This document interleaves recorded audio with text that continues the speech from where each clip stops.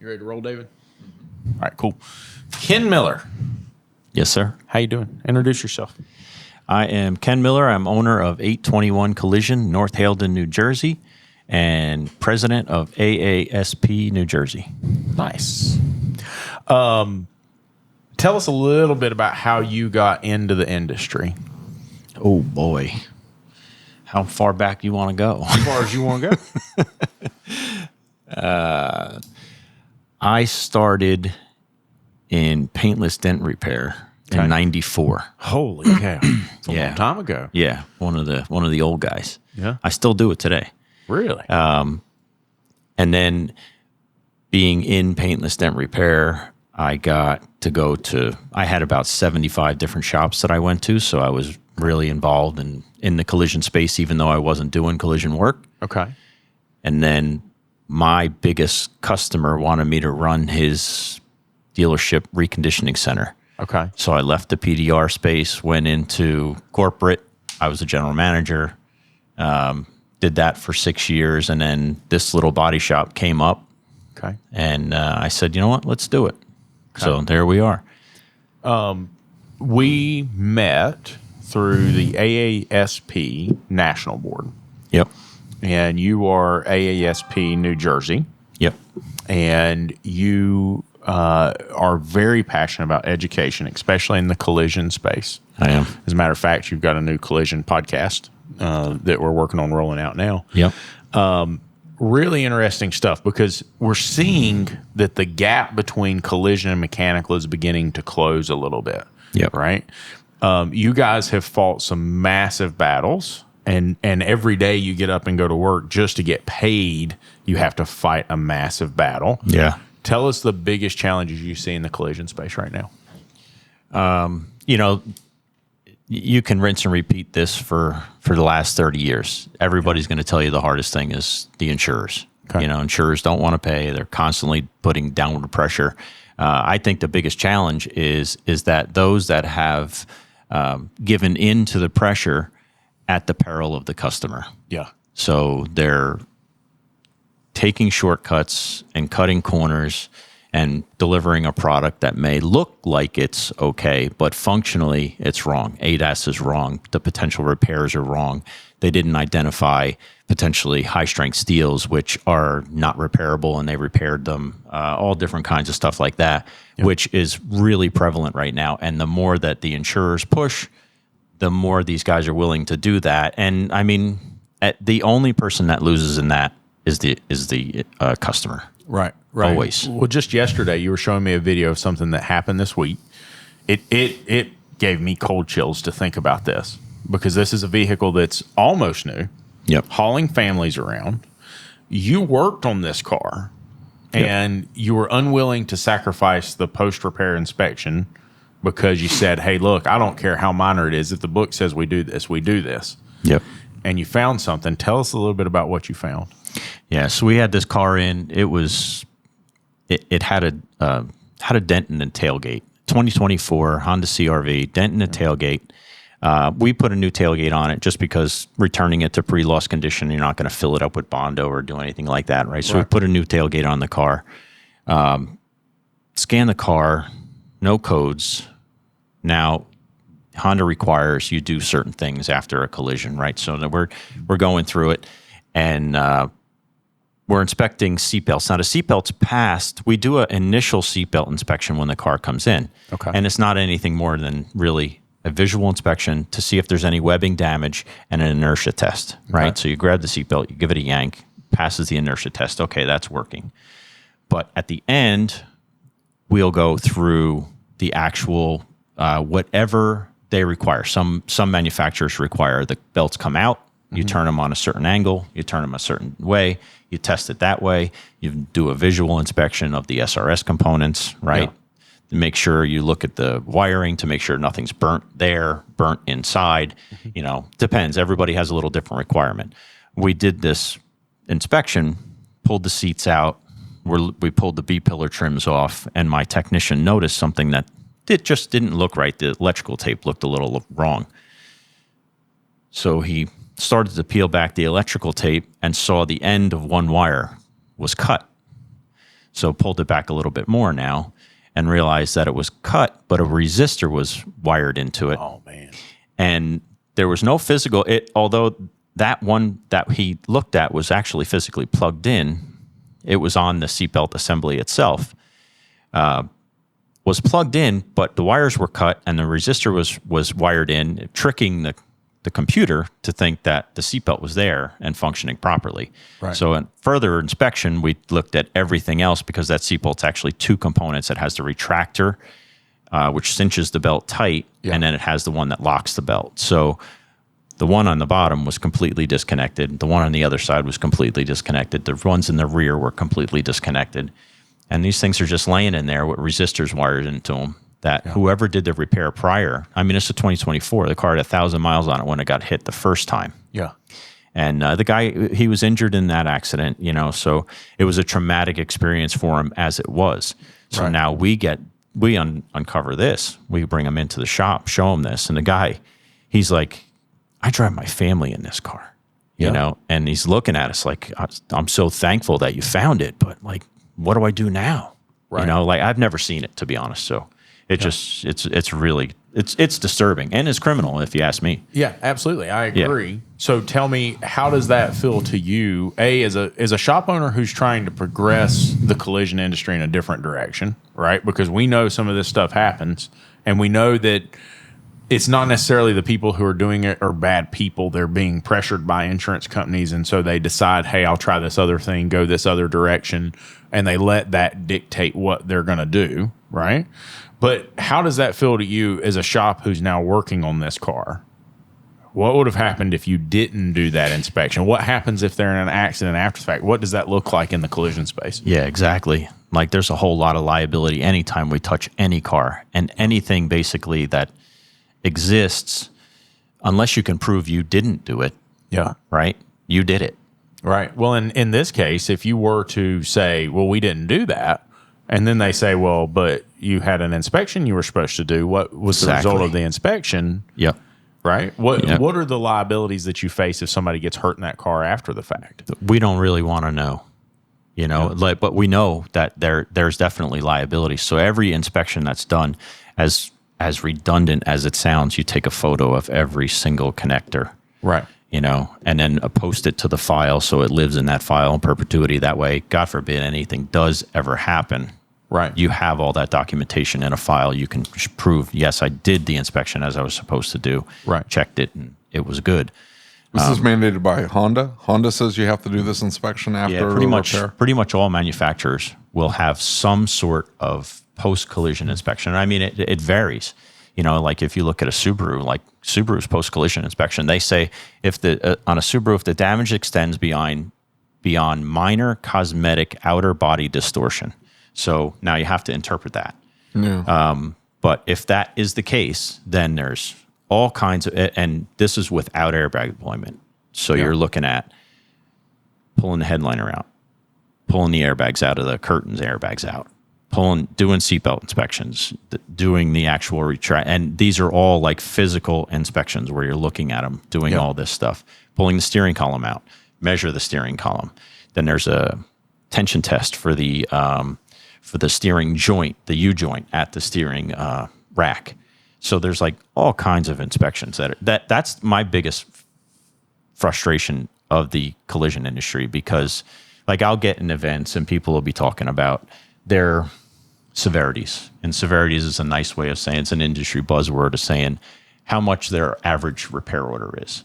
Yeah. And they tell me these numbers, and now, I'm not gonna diss any shops and talk about their business practices, right? Some people choose to be direct repair shops for insurance companies. Others choose to be independents. Those that are DRPs are under pressure to go fast and be inexpensive.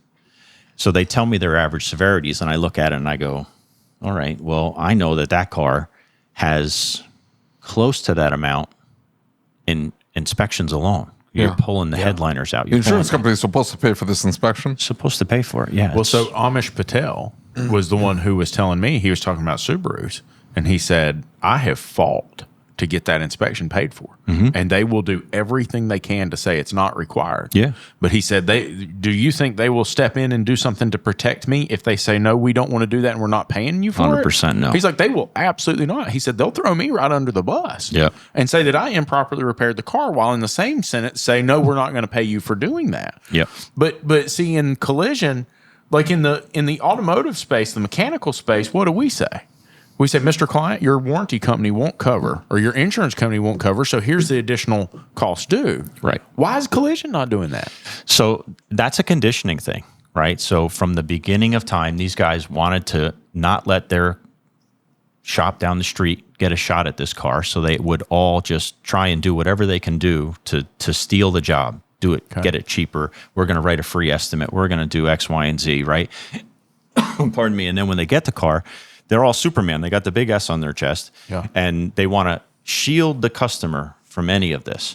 That was the biggest mistake that was ever made, because once you shield the customer and you lose that transparency and that conversation with the customer of what's actually being performed on their car, that's actually one of my things. Like we talk about these things and how do you know what's a good collision repair?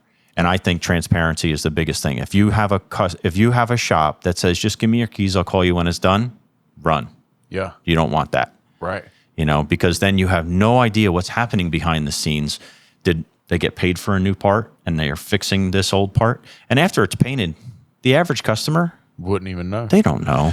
That's a really interesting point, because until I got involved with AASP and met you and met Tom and Lucky and all the others, I had no clue. And Tom told me one time, he said, Lucas, we do post-repair inspections from other shops. Yep. And he said, it would really worry you if you had seen what I had seen. Yep. Right? Because I was talking about the John Eagle collision case. I was talking about something that happened in my town. And Tom's like, buddy, that's nothing.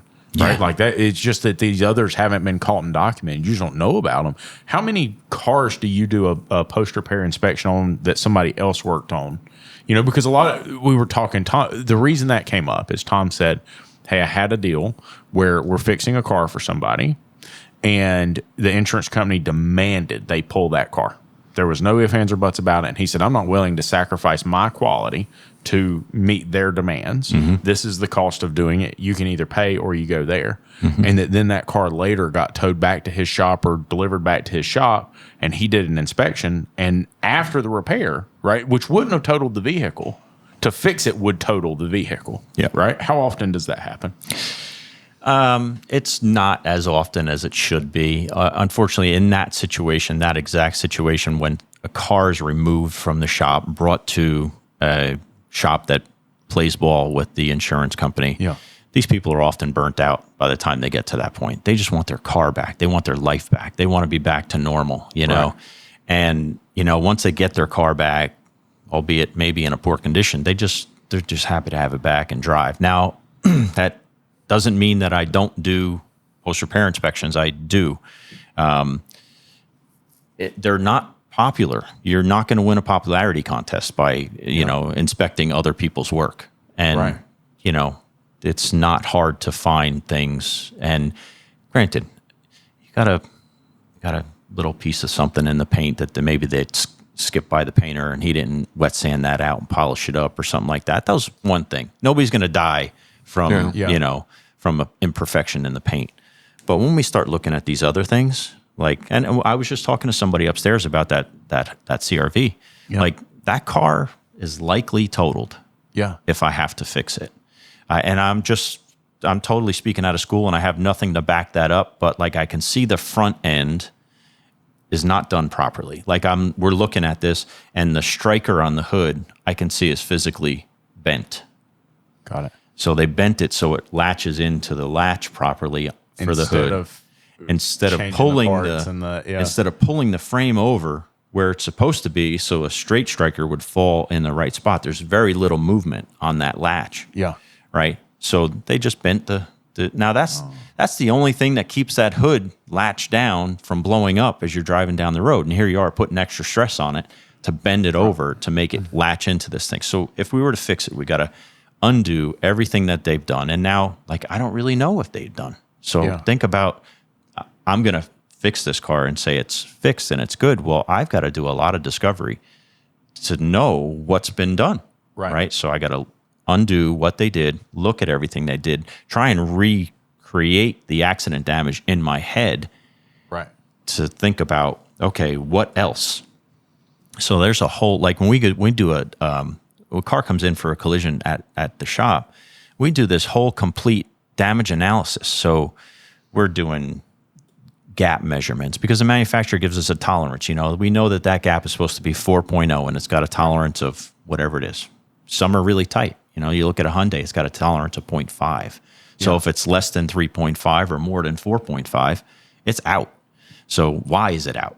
Right? Was somebody in here messing around? Is it collision related? What is it? We need to find out. So we'll check all those tolerances. We'll check paint depth, to see, okay, has this been painted? Has it been painted 2 times, 3 times? You can't really tell that when the car just comes in. So we do the depth of the paint. That'll tell us if we can offer a warranty on the paint, right? Okay. So we do all of this stuff in preparation, including scanning the systems, right? What codes does it have in it? Does it have any in it? And then we can dismantle the car. Right. That's where it could be a potentially light hit, but we don't deviate from our system. Every time a car comes in, it gets the same thing. What do you say to the person who says, well, that's not that big of a deal? And to me, what I say to them when they say that to me, like, hey, you're taking this like way over the top and you're trying to make sure that this is all taken care of. I say, well, right, it's not a big deal until it's your kid in the car. Yeah. It's not a big deal until something happens to somebody you love. But you're telling me it shouldn't be a big deal, like, and plus that's my livelihood, Mr. Client. You're asking me and telling me you don't care. I cannot absolve my professional responsibility. Yeah. Like, it doesn't matter if you sign a waiver that says I'm telling Ken it's okay to not fix this car properly. Yep. If we go to court, the judge is going to look at me and say, you can't say that I'm not going to do this properly because you're a professional. That's your job. Yep. And it doesn't matter if they said it was okay. You're the professional. You're supposed to do your job. What do you say to somebody who says, hey, this is taking it too far?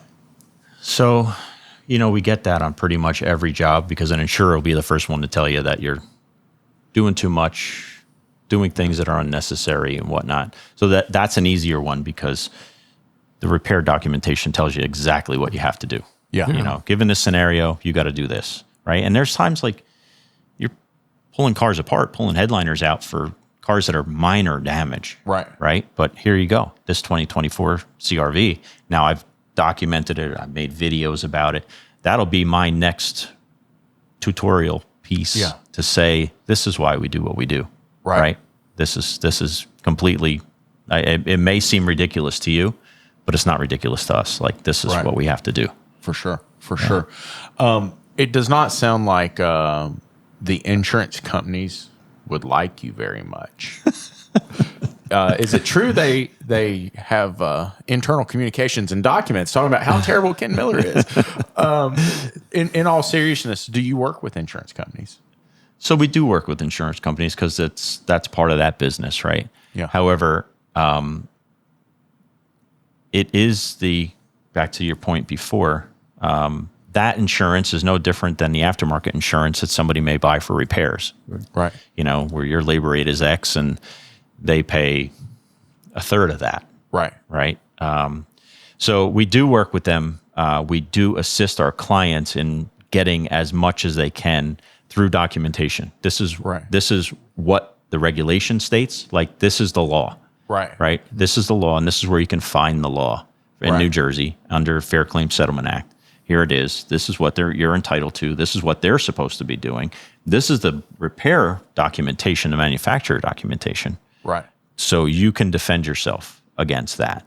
But like, I'm not a trained negotiator. I don't, get into those things. And besides, at the end of the day, like, if I negotiated away your rights that you have afforded to you under your policy, what's my liability in that? Right. For sure. Well, so there's people like like Billy with collision safety consultants.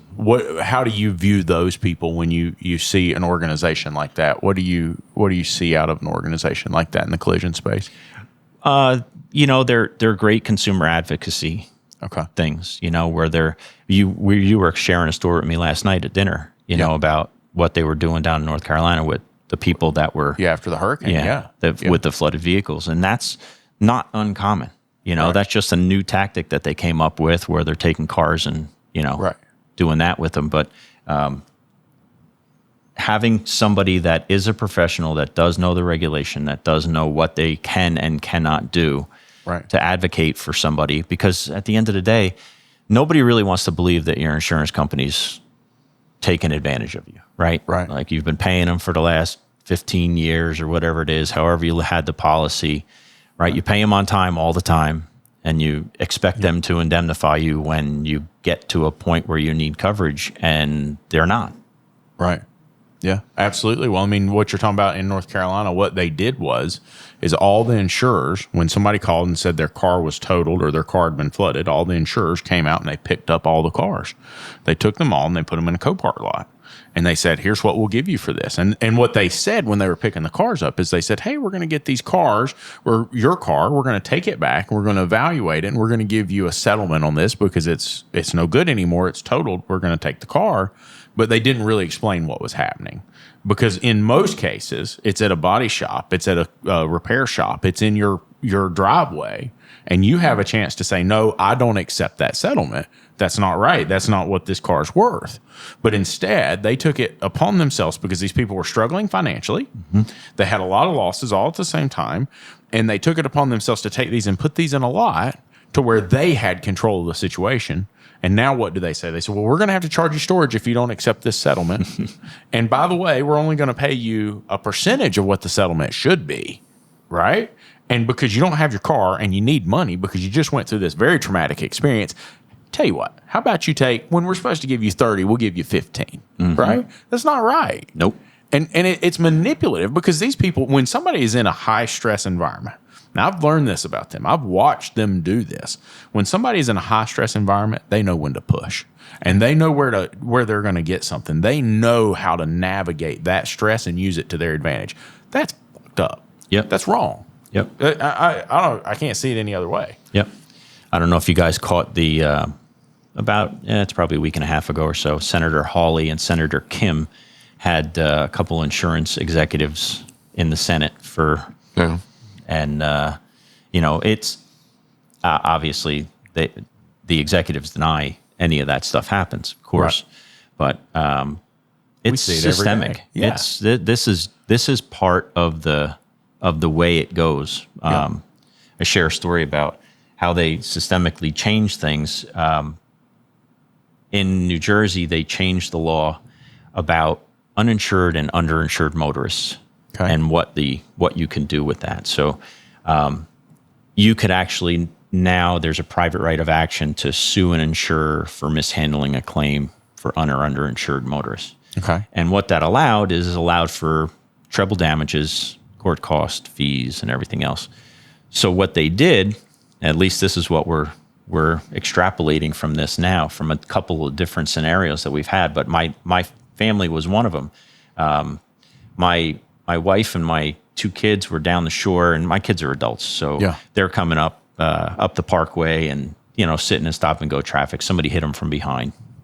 My daughter happened to be driving the car at the time, and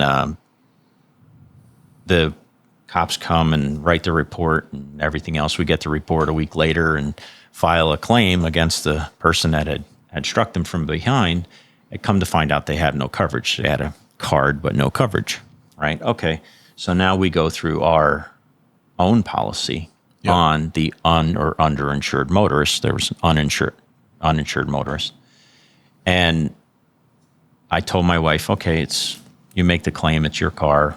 And I said, any problem, let me know. But put it through the uninsured motorist. Don't put it through collision, because then it's chargeable against us. Right? So she puts it through, and the claims rep tells her right from the jump, oh, no, you can't put it through that. You have to go through your collision. So my wife said, no, this was an uninsured motorist. We have the letter, they have no coverage. Want to put it through. This took weeks.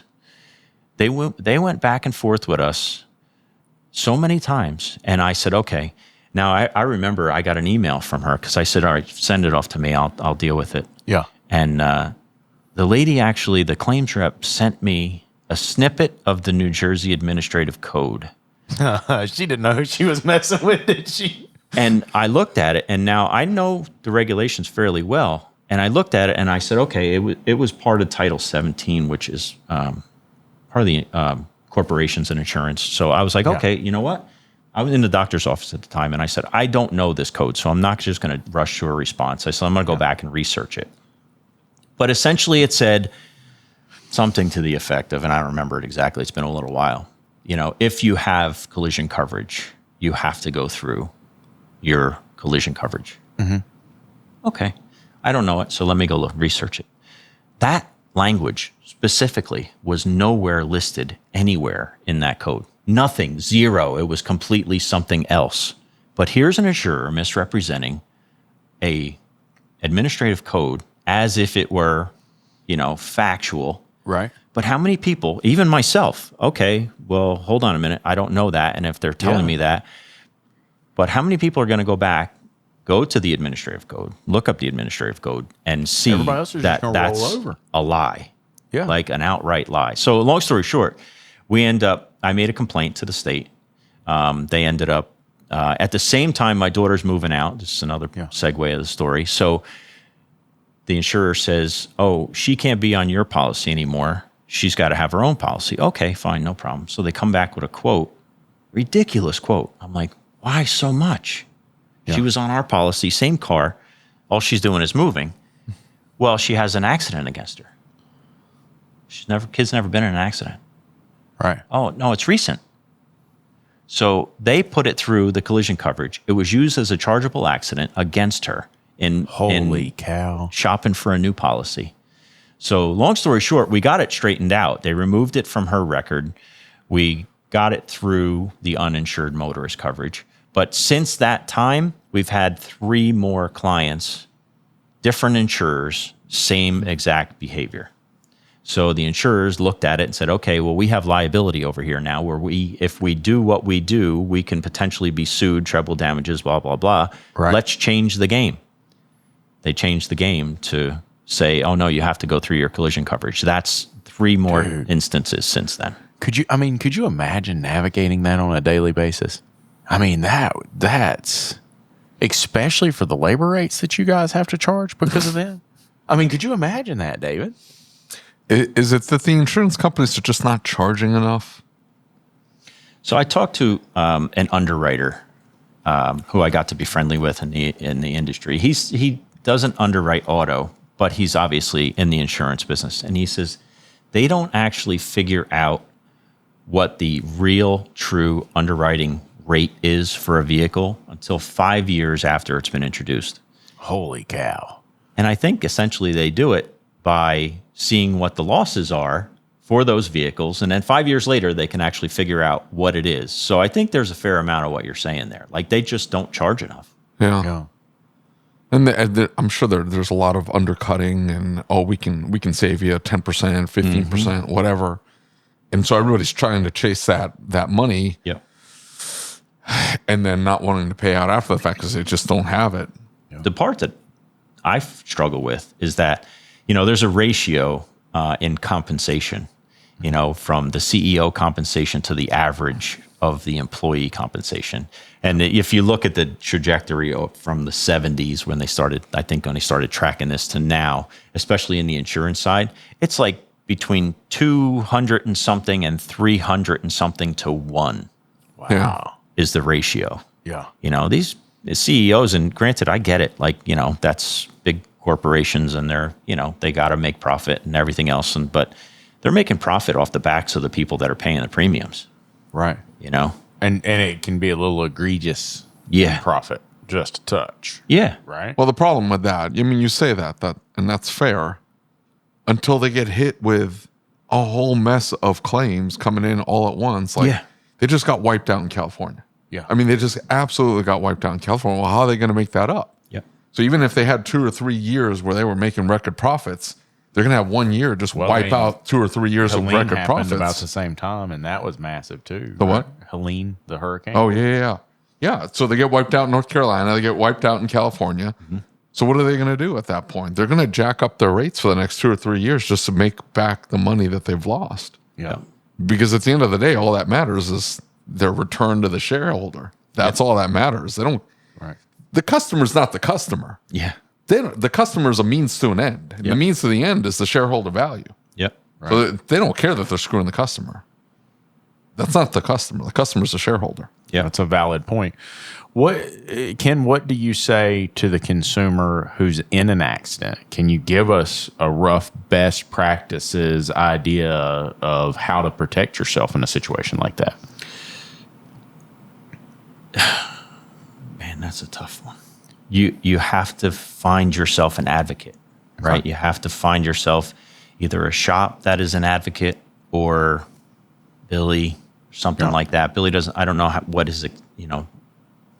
he does with claims, but that's the hardest part. That's the hardest thing, because if you look at one shop down the street, the other shop down the other street, they both look kind of the same. You know, like they're not generally not dirt floor body shops anymore. You know, they look kind of nice, and you walk in and, you know, you're greeted by somebody that looks kind of nice. And, you know, but again, we're just doing a short series on it, you know, on, I don't know where they're posted, but it's on our social stuff.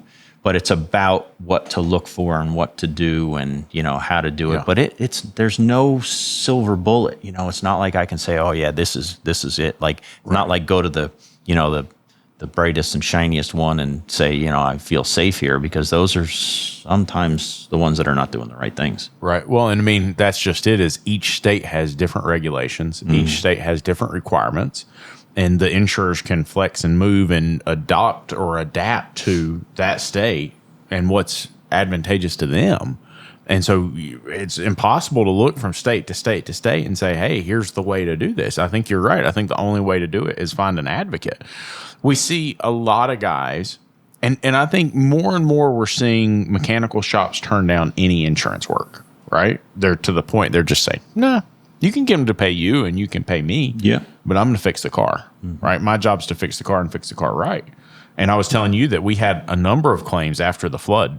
One in particular, Billy helped us with it, and it was a Mercedes Sprinter RV. This thing had water inside the box in the back of it, and Progressive is trying their very, very best to say that it's repairable. I mean, lithium-ion batteries and inverters that have been underwater. Yeah. And you expect me. And on top of that, we're already saying, hey, we're going to have to put every single module in this vehicle because it's been underwater, and these modules have been underwater. We're already at $40,000. And you're telling me that you'll give him $40,000 to make the repairs that we suggest. You're going to overlook the box on the back of it. You're going to overlook the fact that it could have potential damages down the road. They're even arguing about the $40,000. And by the time Billy got done with them, I mean, they were upset. Yeah. They came in the shop upset. Yeah. And you could see the frustration in the adjuster's eyes. Yeah. And he did everything he could. He got to the point he was calling names and everything else. Guess what? $94,000 they ended up paying that client because it wasn't the right thing to fix the vehicle. Yep. And if they did what they were supposed to do, that vehicle would have failed. That vehicle would have caught on fire. That vehicle would have done something down the road. And they would have owned that, and it would have been more expensive for them in the end than just paying the claim originally and totaling it.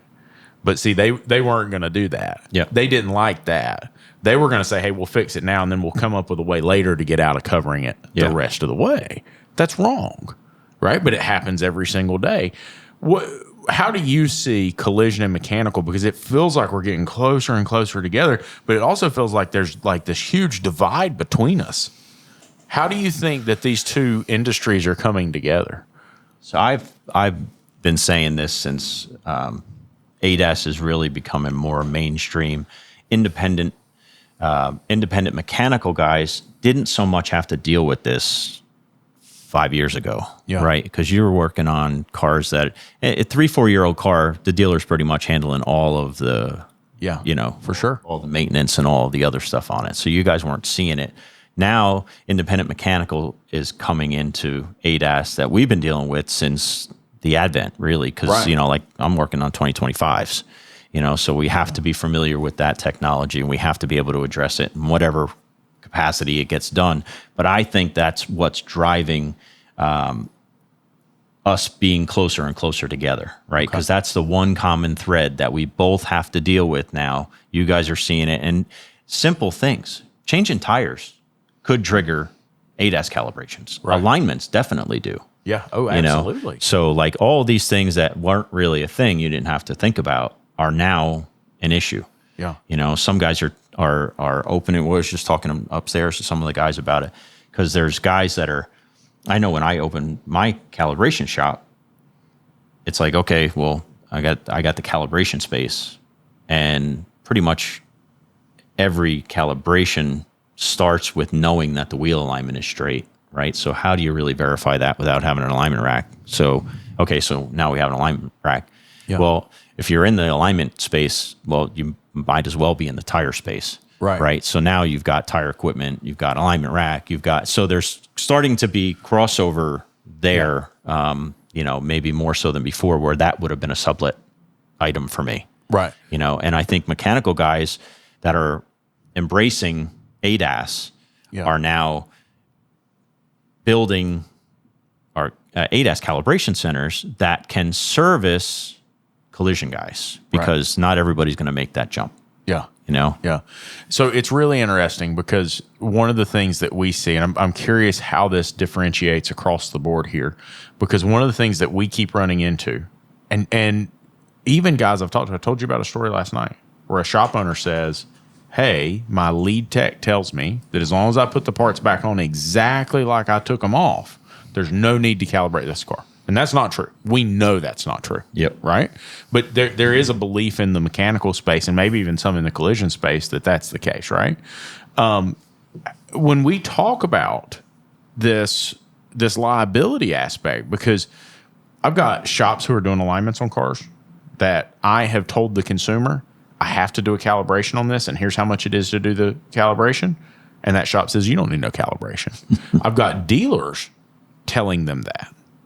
I've got a dealer around me who says, you know what? I'm not going to charge for the calibrations because I don't want to fight the uphill battle. I'm just going to roll it in with the other work that I do. And I'm just going to roll that cost in because I already had to buy the equipment because the manufacturer makes me buy the equipment. Mm-hmm. So I'm just not going to charge for it. And the guys are saying, well, but in the collision space, that's different because there's all this liability involved. But if there's liability for not doing a calibration in the collision space, isn't there liability for us not doing one? Same liability.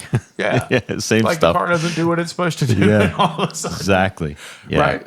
So how do you see that when you look at that? There is no shortage in either side. And I shouldn't say this as the president of an association. Yeah. But there's no shortage in either side of ignorance and negligence. Yeah. Right? Like it's just a thing. You know, like guys, I shared a story with you guys last night. I got called to program a headlight on a Lexus, you know, and he told me, oh no, it's fine. We just put a headlight and a bumper cover on it. Right. Okay. What year is it? Told me. What model? All right. I said, there's other stuff. If you put a bumper on this car, like there's a front radar that if you take the grill out, so obviously if you took the front bumper off, you took the grill out of it, you put a new front bumper on it, right? So that needs to be done. There's ultrasonic sensors that need to be done. There's an occupant sensor that needs to be calibrated. There's like, it just goes on and on and on. And I only spent like 2 minutes looking. And he's like, no, that's fine. There's no lights on the dash. I just need the headlight programmed. Nah, dude. I actually called one of my friends. I'm like, what do you do in this scenario? Because like, I don't really want to do it. Yeah. And I'm probably going to refuse the repair and just have them send it to the dealer because the dealers don't care. Right.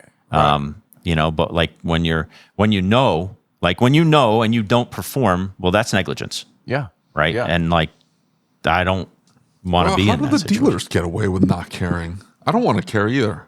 I want to do what the dealers do. They got a bunch of money, and the people who don't care won't be there long enough for it to even matter in the first place. What does that mean? Well, I mean, the people who made that decision won't be there but 6 months, a year, 2 years. I mean, the dealer. Okay, but the organization is still going to be liable. Well, I understand.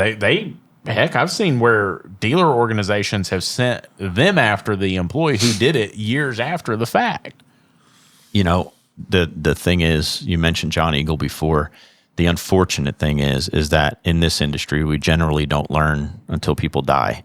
Yeah. And then when people die or get hurt really badly, that's when lessons get learned. But the unfortunate part about that is that those lessons, unless they're reinforced with somebody else getting hurt or dying, go away really quick. People just forget about it and it fades away. And I remember after John Eagle, everybody's like, oh my God, I'm going to do this right. And I'm going to do all this stuff. And within short order, I started to see all the bad habits. All of a sudden, like, we have to follow the process. Oh my God, this actually takes work to do this. Yeah, I was talking to Mike on the way home last night, and we were talking about that, inspections and stuff. Yeah. And, we're like, well, why wouldn't they want to do them? Right? Like, it's revenue, right? We're all looking to increase revenue. Yeah. Right? Well, it's hard. Like, it's not work that you really want to do, like ripping cars apart, ripping center consoles out, ripping dashboards apart, all that stuff. Because if you don't have the right technician, they're in there prying on stuff with a screwdriver, breaking the corner of plastics. And then you got squeaks, you got rattles, you got scratches, you got, black prints from their fingers on the headliners. And, there's just stuff that they don't want to be involved with. So they just, turn a blind eye to it. No, it's fine. Doesn't need to be done. And then you get a 2024 CRV that somebody, wired resistors into the airbag circuits. And again, like, that can get somebody killed. Yeah. You know what I'm saying? That can absolutely get somebody killed. That can get somebody hurt. And you look at that John Eagle case and you look at how that all played out. I've heard from somebody, and it may or may not be true, but this person, if anybody would know, this person would know. And this person came to me and said, oh, you just don't know about all the ADOS cases that have happened. And I said, what do you mean? Like, you've not seen anything? You can do research. You can search for this. It's like, oh, no. It's not going to be in the newspaper. It's not going to be on the national news. You're not going to hear about it. Well, why am I not going to hear about it? Because the insurer will work extremely hard for the time being to make sure that you never find out about it. Yeah. And I said, well, why would they do that? He said, because if all of a sudden there's precedent set that says you have to do this, and there's enough of an image on this that says, like, hey, Mr. Consumer is going to ask, did you calibrate my car? Oh, that's going to cost them money. Yeah. And he put on paper, he said, look right here. He said, here's the cases where insurance companies have even gone to bat for people who had nothing to do with them to keep a case from making it to the light of day. Yep. And they knew for a fact what they were doing.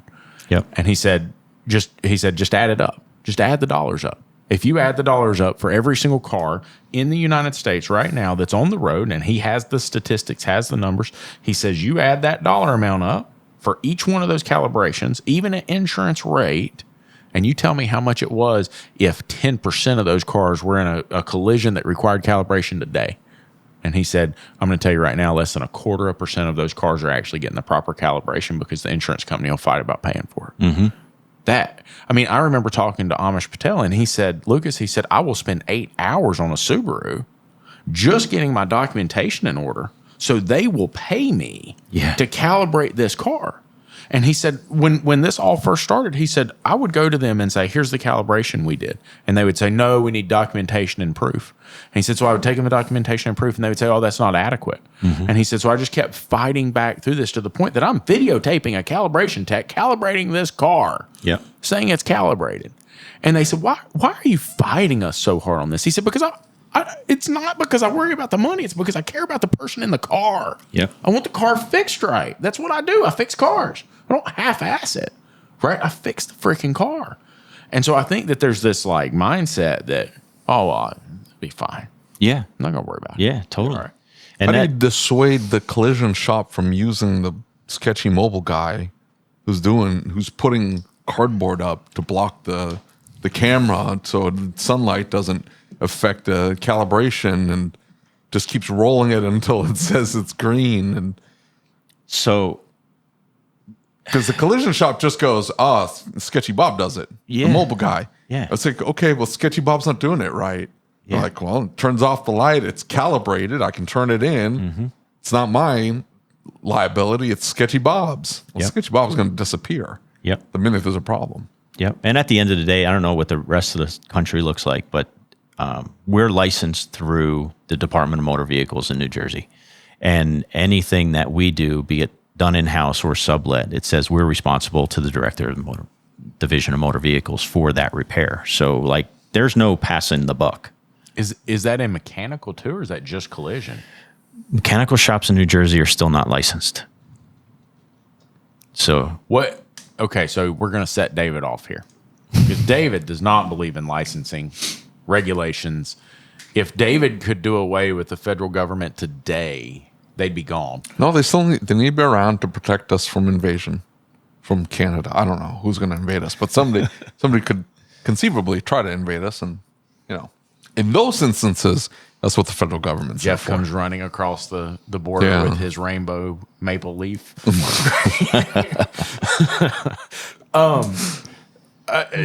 So I guess here's my question then. Does regulation make a difference, or is it? Obviously not. Look at the repair that he just had at a licensed shop, conceivably, right? Did it fix He does that? have a valid point. There you He go. does have a So valid they throw that So- out. It's not going to fix anything. So I am in that camp because I think if you look for the government to solve your problem, it's probably only going to get worse. Yeah. It's going to be more expensive. Yeah, that's I'm from the all it's- government. I'm here to help. Yeah. That So was where it all went downhill. The requirement for licensure for an auto body shop in New Jersey is that they take one course per year.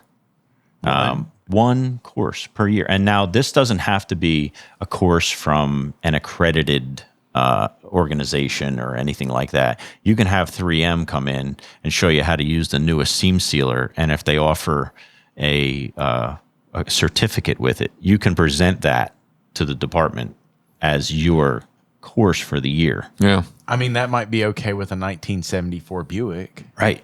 That's not going to work with a 2025 model. Right. So that was like, it was not well received when I first became president. And I said, if we're going to have licensure, then it needs to mean something, because people see licensure as some sort of indication of professionalism. Right.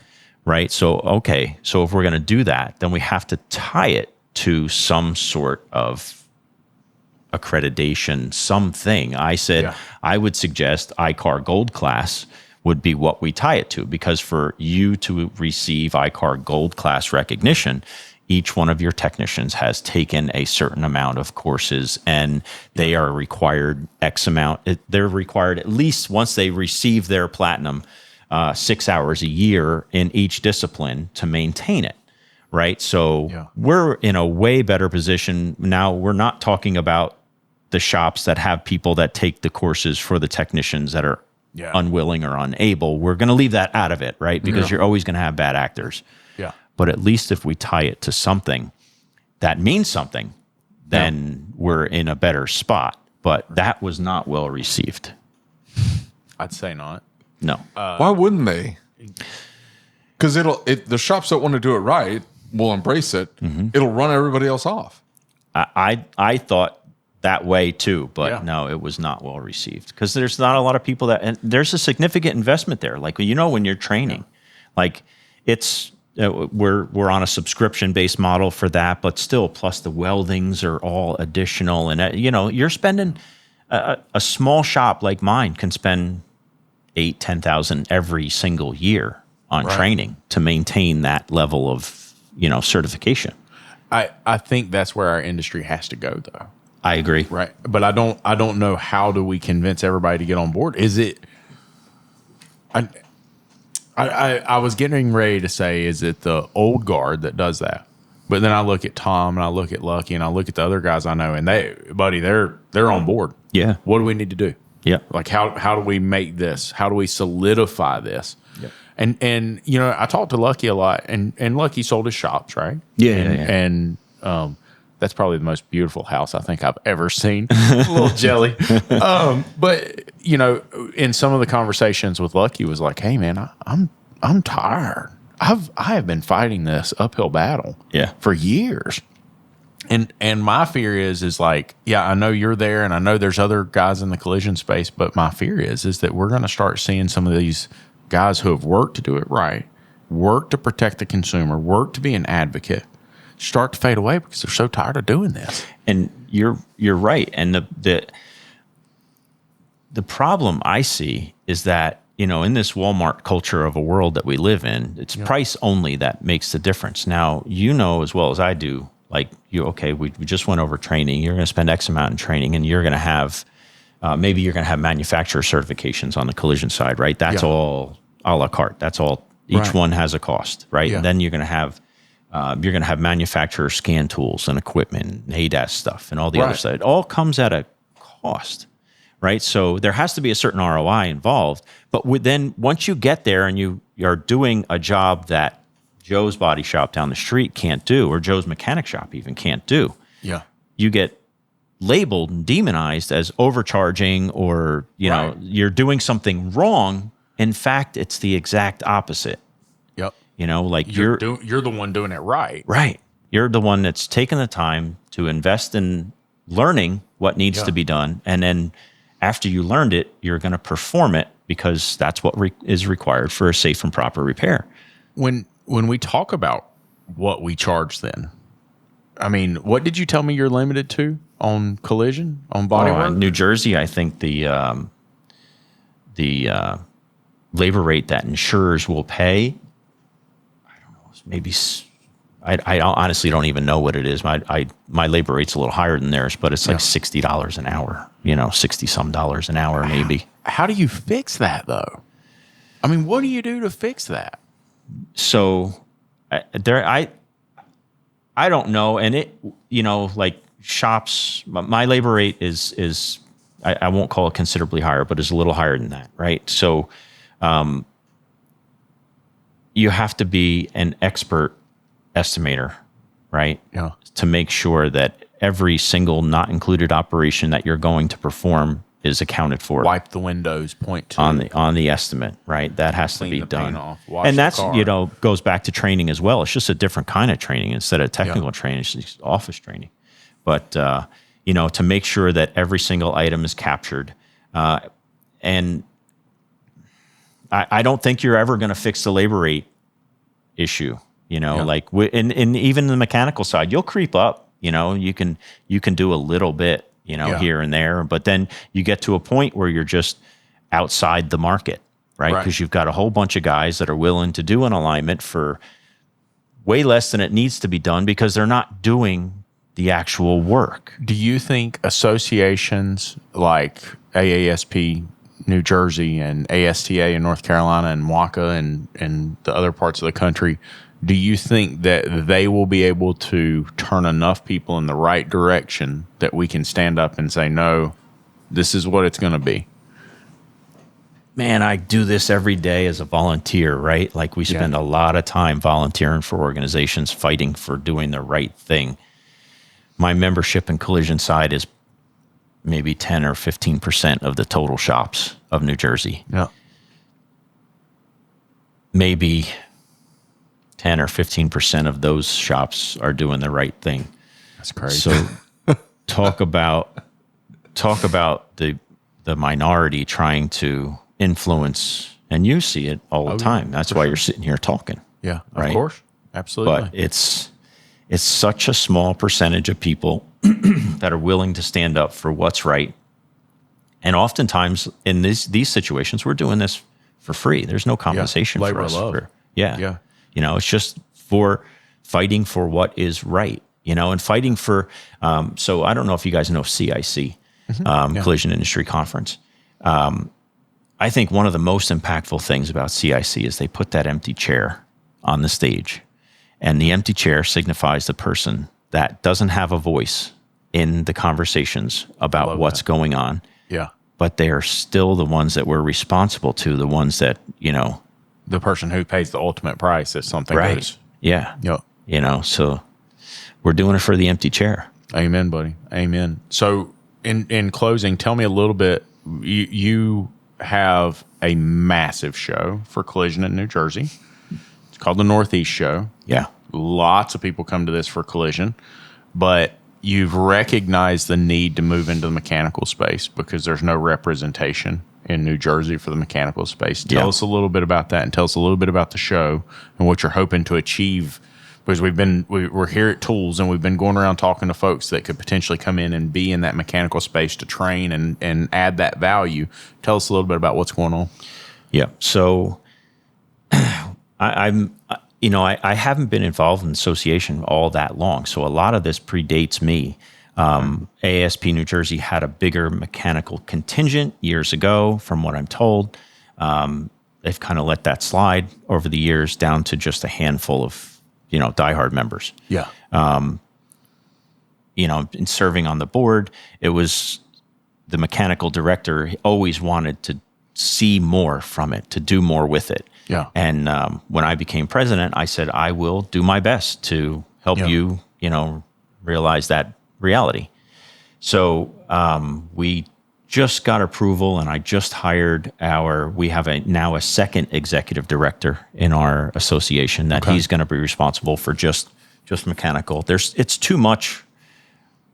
I feel it's too much for one person. Collision is its own unique animal, and it's like a full-time job for an executive director. Yeah, for sure. And how can you build something when you got limited resource like the guys, so we decided to take the leap to put this second individual in who is extremely well qualified, right, to do this.